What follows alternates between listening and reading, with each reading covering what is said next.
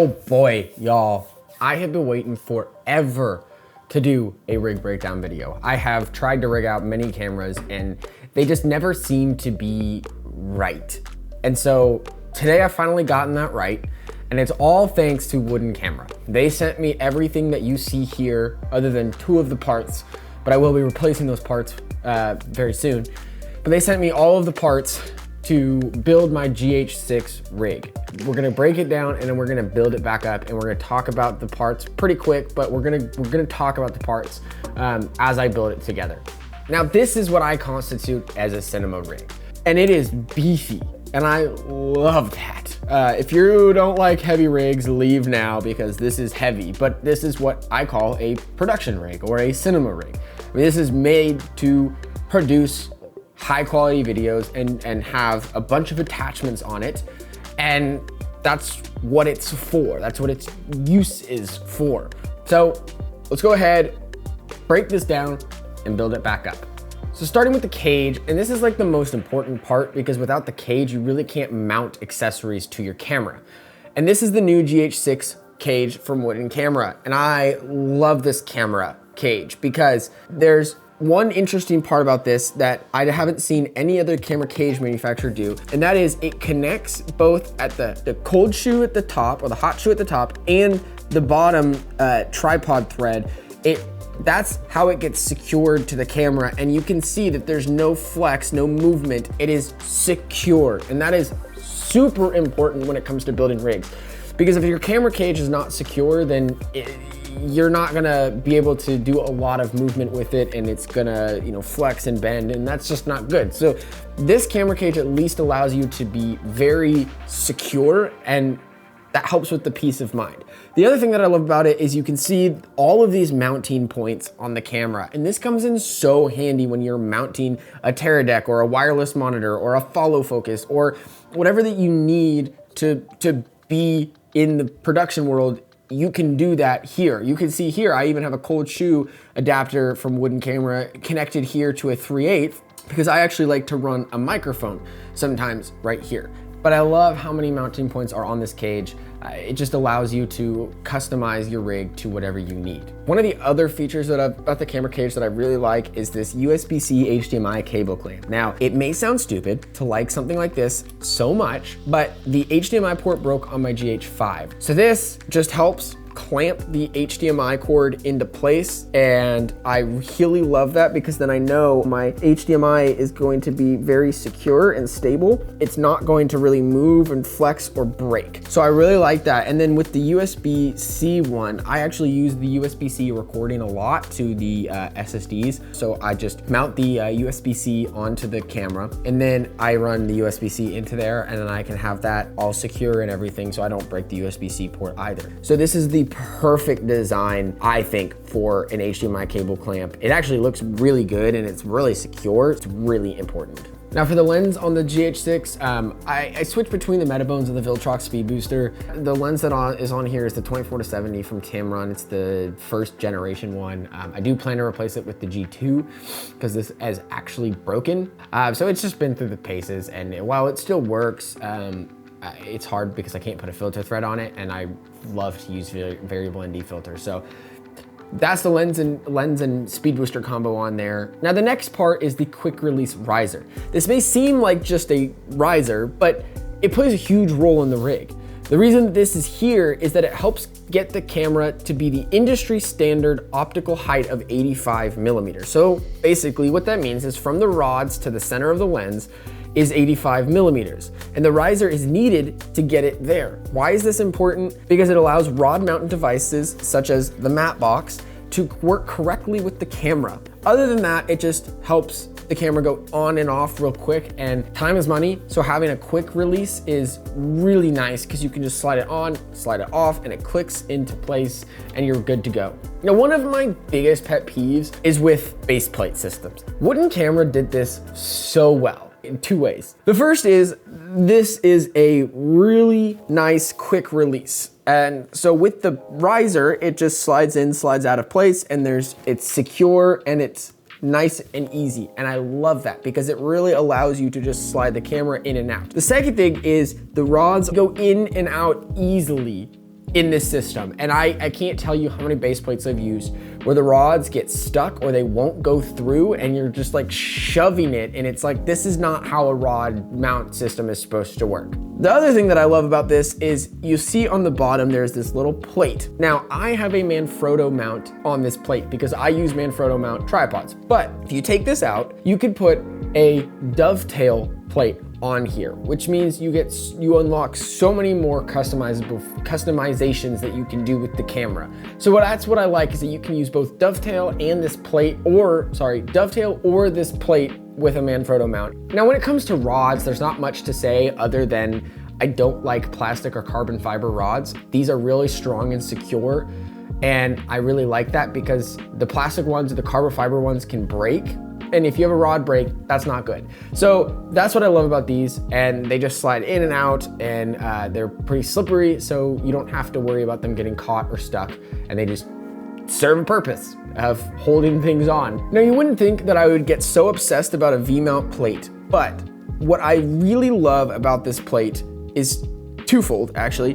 Number one, it moves and it slides and it can be manipulated to however you want to put it. But also two, it has two DTAP ports, which I run my monitor and my camera off of DTAP. So having multiple DTAP ports on the actual V-mount plate itself is really helpful, because then I can use the other ports on the V-mount battery.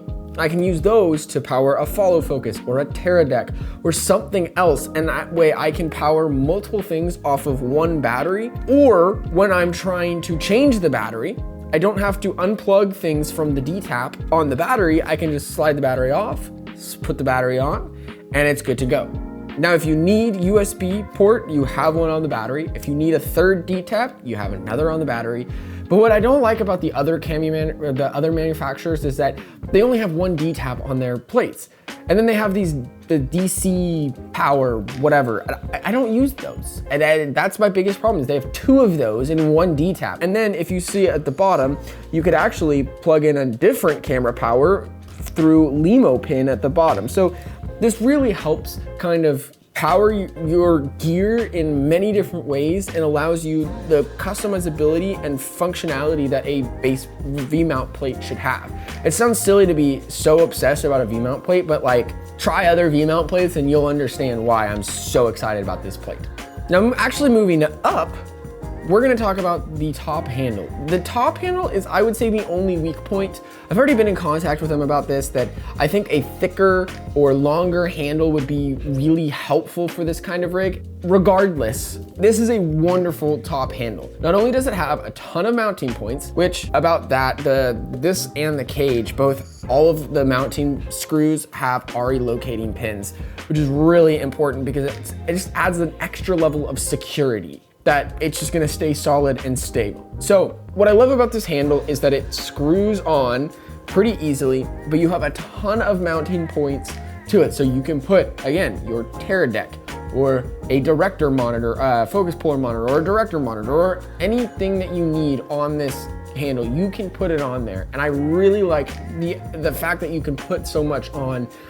I think that was the theme of this rig system and Wooden Camera, is that it feels like it was made for production work. Whereas like Small Rig or Tilta, they just seem like they were made for people who want to look the part, but not actually care whether it's functional or not. You know, this is functional, and it's pretty, but it's functional, and it's gonna get the job done. And I don't have any qualms about whether, if I put anything on here, if it's gonna, not seat right or whatever, it's gonna work. And I love that. So that's kind of the theme with Wooden Camera, is that it's made for people who care about production. Now, moving to the monitor mount, this one's a little bit interesting because it does actually come with a 3/8 screw, but I was able to get a quarter screw to mount it to the front. I like a low profile monitor, so having it from the front of the monitor mount was really important to me. It's a pretty simple, easy design, and I really like this design. It moves up and down, and that's all I need it to do. It holds onto the monitor. It actually works perfectly with a small HD monitor. You can see the mounting point right there. It really works well with a small HD monitor, and I'm gonna kind of skip over the ATOMOS Ninja V monitor because I plan on getting a small HD monitor. I'm thinking about the 5-inch Cine version or the Indie version, but just to have it out there, this is the ATOMOS Ninja V. It's a great monitor for recording and viewing. The cage that it's in is a Nitsi cage. That's the monitor in the cage, but the monitor mount is so nice. Let's move to the follow focus. Now the follow focus is one of my favorite parts, honestly, which is funny. With cinema cameras and stuff, you need to pull focus. So having a dedicated follow focus right here is really nice. At first, I was a little concerned about the size. It just seems pretty big, but in reality, I like it a lot more because number one, you can actually see your markings a lot better from where you need to pull focus to or not. But also it just feels solid. Like I feel like I could just put my whole hand around it. I can kind of grip it and it's gonna hold, and it's like, I feel like it's almost a side handle and that I can grip. And I think that that's really important, especially when you're working handheld. It's really necessary. So this is just an overall my favorite follow focus, and I've used the Tilta, the small rig, and I will not use anything but this one. It's just a really, really quality follow focus. Now, moving to the little part here. So this is a universal rod lens mount support. And there's not much to say about it other than it helps support the lens so that it doesn't move up and down. Before, I noticed that there was a lot of flex and play, especially in the lens mount of the GH6, and I just needed something that was going to help me not have that flex, and that did the job. So now we're gonna move to the matte box. Now the matte box I really like because it is very strong and sturdy. It has 2 filter holders, which is nice because you can then stack filters, and nice to have, the ability to stack more than 1 filter. The matte box just screws on to the bottom rods, and it has this little cloth part that connects over the lens to kind of block any of the light that could get to the lens from there.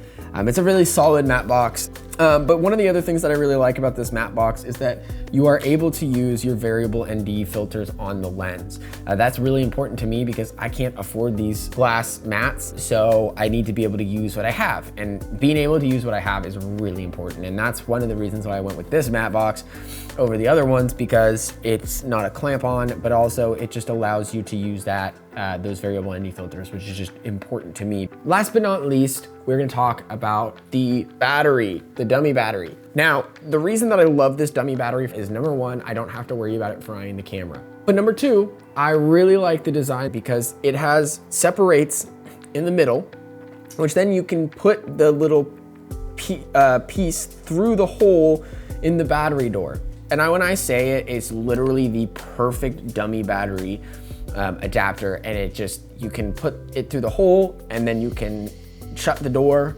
and run the dummy battery to the V-mount through D-tap. It is a BLK22 battery, so it would work for the S5. However, it will not work for the GH5 or the GH4. Those are a different type of battery. It won't work for them, but it does work for the camera case system and the S5. With that, this is the Wooden Camera GH6 Cinema Rig build. Again, as I said at the start, this to me is the epitome of a cinema camera. When I'm on set, I do use a Teradek, I do use a wireless follow focus, I do use other devices, and I will put those on here.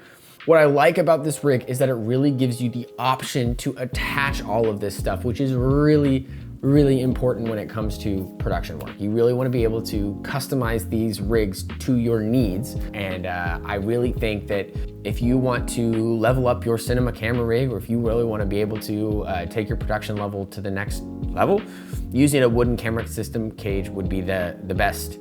Now let's talk about the elephant in the room, and that is the price. Obviously, I was sent all of this stuff by Wooden Camera, but I wouldn't have accepted it if I did not believe in their products. I believe wholeheartedly in Wooden Camera's stuff. I've used it before in the past, and it is light years ahead of what Small Rig and Tilta are doing. If you really want to level up your camera system, use Wooden Camera as much as you can. With that, if you have any questions, if you have any comments, if you want to talk about this rig at all, please go to that comment section below. And I do try to respond to every comment that is there. I think I usually do. I do a good job about it, but I just like to engage with you. If you have any video topic ideas that you would like for me to cover, please also leave them there in the comment section below. If you like this video and you want to see more pertaining to the wooden camera rig or production work or any of that kind of stuff, please hit that subscribe button and the notification bell to be notified when I post another video. With that, I hope you all have a wonderful day and that you all stay safe.